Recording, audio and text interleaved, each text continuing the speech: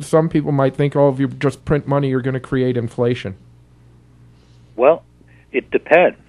It depends. That's part of what people believe, and that's a result of not only decades but even centuries of propaganda against government control of the money system. Now, when you actually look at the history of it and look at the various cases, what you find is surprising because we've been told the opposite. What you find is that government-created money far superior record to private bank-created money. There's no comparison. They will use the examples against government, and this started with Adam Smith, by the way, this attack on government. But I'll give you an example. They talk about not worth the continental currency of the revolution, which became worthless. But what those economists don't tell you is that our government authorized 200 million continentals and created 200 million continentals plus replacement notes. What they don't tell you is that the Brits counterfeited billions and billions of continentals.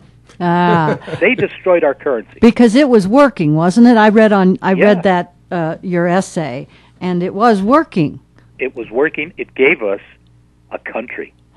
Now, why? The world's biggest military power. I wanted to ask you about that.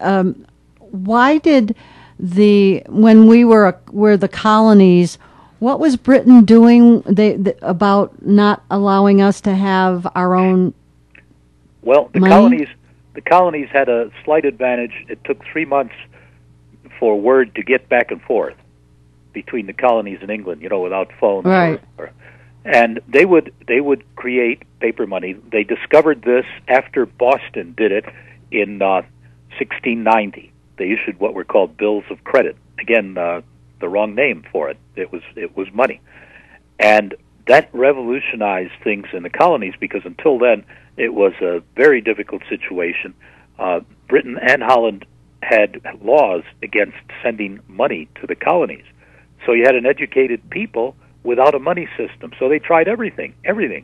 And we became the smartest people in the world regarding money as a result of all of our experiments. Now, after Massachusetts discovered that, well, all the other colonies followed, and it rescued the situation in the colonies. What happened then in 1764? The Brits put out a ban on all of these currencies that would be legal tender in advance, rather than reacting afterwards after the colony had done it.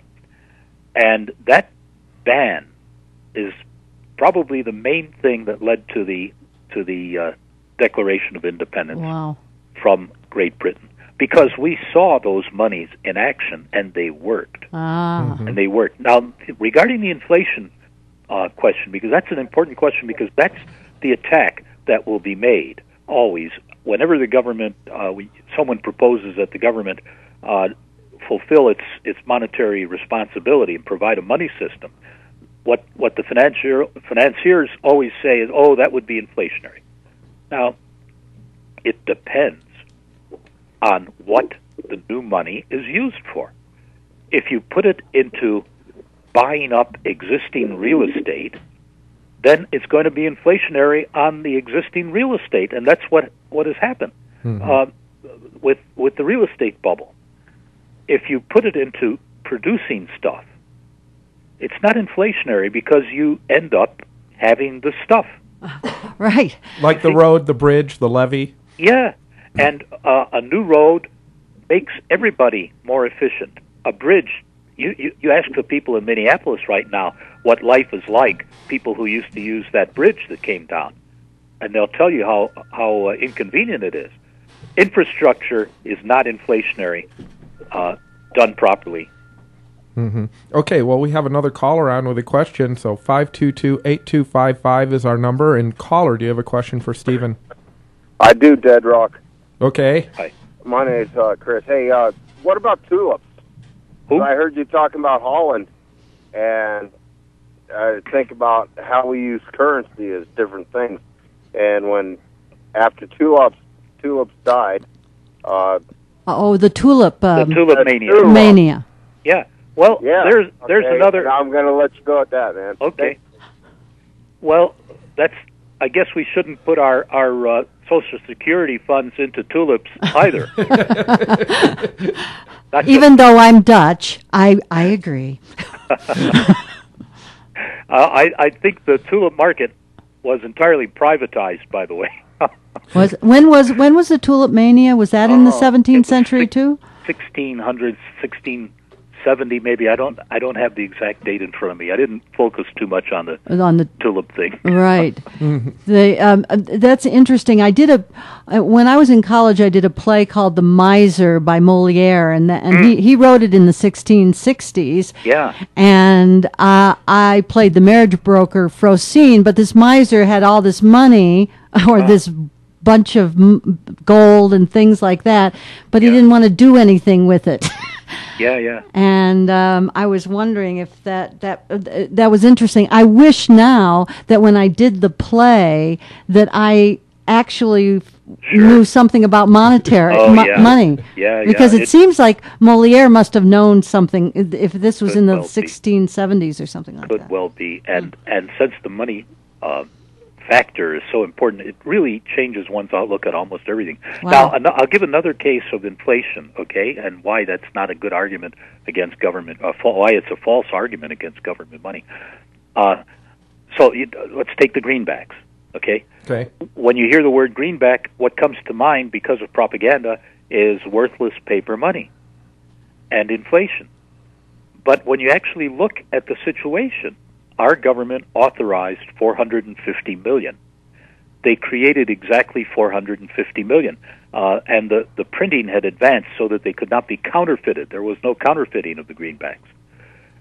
There was an initial inflation because of the war, and everything went up in price. But what happened with the greenbacks, ultimately, after the war ended, the greenbacks exchanged one for one with gold. $1's worth of gold exchanged for a paper dollar of greenbacks. It took a while, but that's what happened. So in that case, again, we're given wrong information. Now, people will say, oh, no matter what Zarlenga says, there was the German hyperinflation, right? I was just going to Exactly. go the wheelbarrows, right? The wheelbarrows. Of money. Well, all right. What the economists don't tell you, because they don't know, is the economics profession has been so really. Oh, I better not talk about it. See, well, go ahead. We let it all out here. They really harmed our country, yes. And as long as their checks keep flowing, they don't care. It's a shame. Now there are a couple of handfuls of really good economists, and one would be Herman Daly out in Maryland.